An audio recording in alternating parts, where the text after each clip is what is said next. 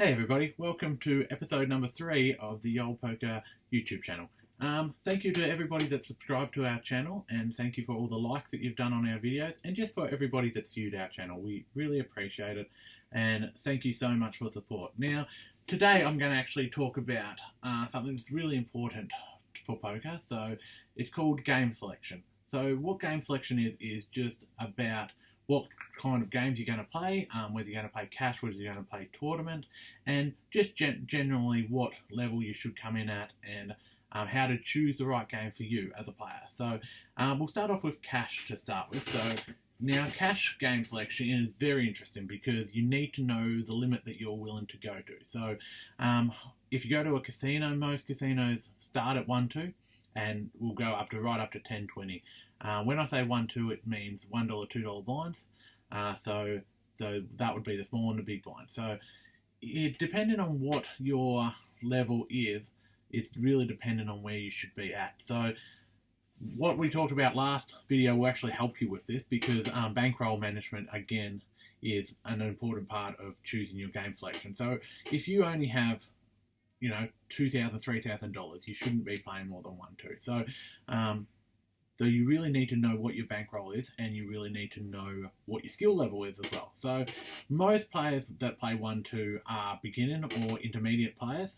So there will be a lot more different play that you would normally see from more seasoned professionals, where if you're playing 2-3 or above, it's going to be a little bit more standard.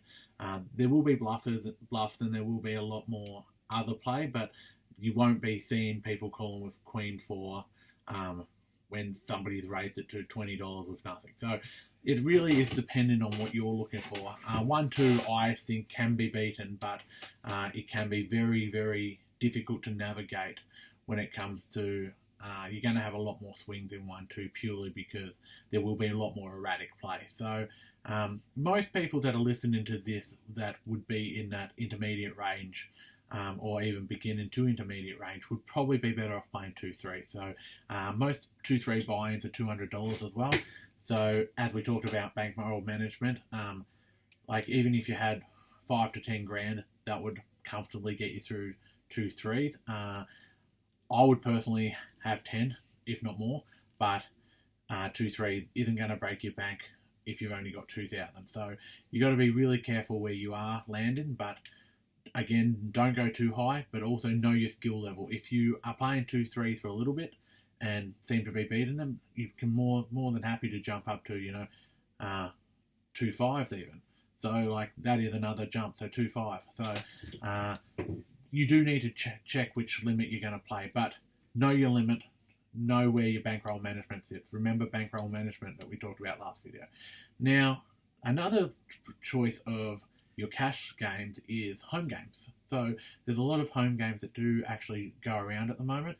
I play a few myself. I know a few that do get played that I don't actually go to, but they're a little bit higher stakes than what I normally play. But one of the ones I'm playing at the moment, cash, just at a friend's place, is 50 cents a dollar blind.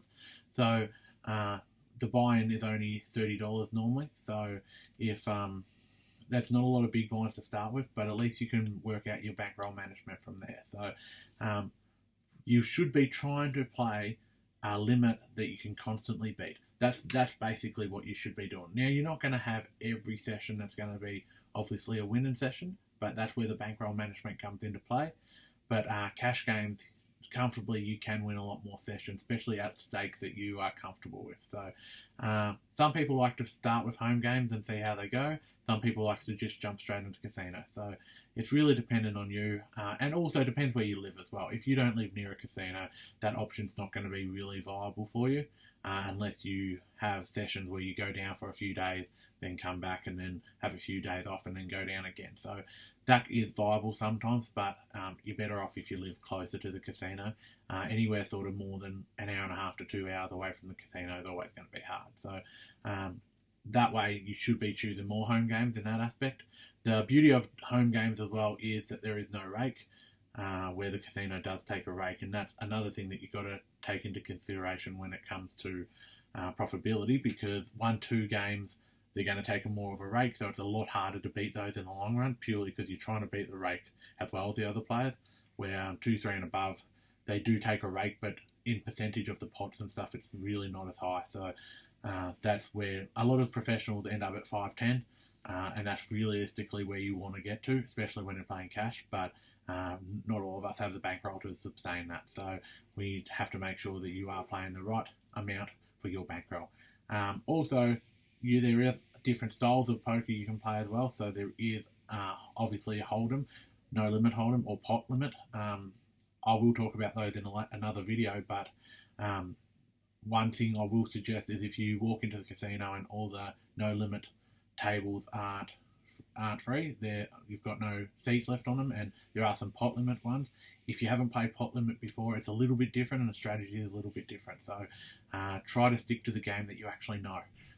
Don't try and start playing Omaha or pot limit or even 7-card stud or anything like that unless you can actually beat the game. So it's a good, if you do want to play those games, maybe just play a few free rounds, a bit of free roll. You can find a lot online just to actually get your strategies across and actually be able to beat those in the long run. But cash games, again, know your limit, know what your actual level is. So whether it's 1-2, whether it's 2-3, even 2-5, even 5-10 if you are comfortable at that level, but know your limit. You've got to take a really good self-assessment of yourself, guys. Like you can't think that you're the best poker player going around in town, play 5-10 and don't have the bankroll to sustain it, because it's just not going to happen. You might get 1 or 2 winning sessions, but over time you will lose because your skill might not be up to there, but you've also got to be able to allocate those swings, like I said in the last video. So make sure that you're picking the right poker levels. Now, if anybody has started playing poker, or if anybody's been playing poker for a while and they're not quite sure about their levels, feel free to just message the page and we can, or put a comment in the comment section, and I can definitely send you a message about where I think you should be playing in relative to your bankroll. Some of you might want to just do that by yourself, but if you definitely want some advice, please just give me a message and I can definitely do that for you. So now, tournament is completely different to cash. Now, some of us have tournaments very close to us and they aren't the right tournaments for us. So for example, there's a lot of pub poker that's getting played at the moment. APL here in Australia is very big. Now, a lot of those tournaments are very short structured, so that does rely on a lot more luck than what skill level. There is some skill to it, obviously, like it's not just all luck, but some players' styles suit up better to those tournaments, some don't. So, for example, myself, those short tournaments aren't my cup of tea. I do play a lot of them because sometimes that's the only thing on offer around my area, but I do try and get to a lot of the deep stacks and a lot of the bigger 2-day tournaments because that is my style. My game, my skill set links up to those games a lot better. So you do need to make sure with your tournament that you are trying to pick the best tournament that you possibly can. Now, obviously, if you're a more aggressive player and if you are a player that can really, really dominate at those shortest levels, well, they might just be your style of poker. You might be in for a quick bang style of poker, which isn't a problem. Like, a lot of people have been very successful at playing like little small MTTs, which MTT stands for multi-table tournaments. So just those small ones that are quick, short, 3-hour, 4-hour tournaments. A lot of people do have that style that they can actually play at. But me personally, I'm more of a long-term player. I'm more of a deep stack player. I like to think about the game. I like the skill involved in the longer tournaments. So that's just my preference. But some people prefer just to have a quick game, which those smaller tournaments for. Now, obviously, if you don't have a lot of variety in your area, you might not have a big enough choice in tournaments, but you can travel. I have to travel a lot, so for example, you will see on the channel soon I've got a deep stack in Ararat in a few weeks. Ararat's in country Victoria, so I will be sharing some of my hands and I'll be doing some videos from that tournament. I've also got a big tournament up in Gold Coast, in August. That's a deep stack tournament. It's a 4-day event, so I'll be travelling up there, and again I'll be putting some videos up about that. And I'll also be hopefully doing a bit of a live cross at one stage there as well. But sometimes you do have to travel a little bit to get to these events.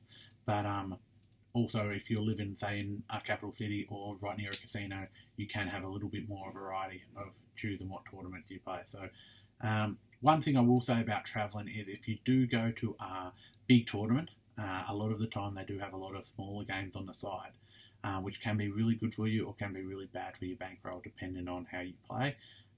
Please make sure that you're checking every tournament and playing the right ones. Don't just try and play as much as you possibly can.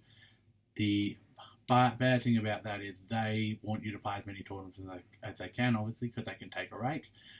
But for your bankroll, you need to make sure that you're actually securing the right tournament for you. So if you're a deeper stack player like I am, you shouldn't be going to a 2-3 hour event at these bigger events. You should be concentrating on the deeper stack. And they will have both varieties. So just please make sure that you're across exactly what style of play you are and make sure your game management and game selection is right up to the point that it has to be.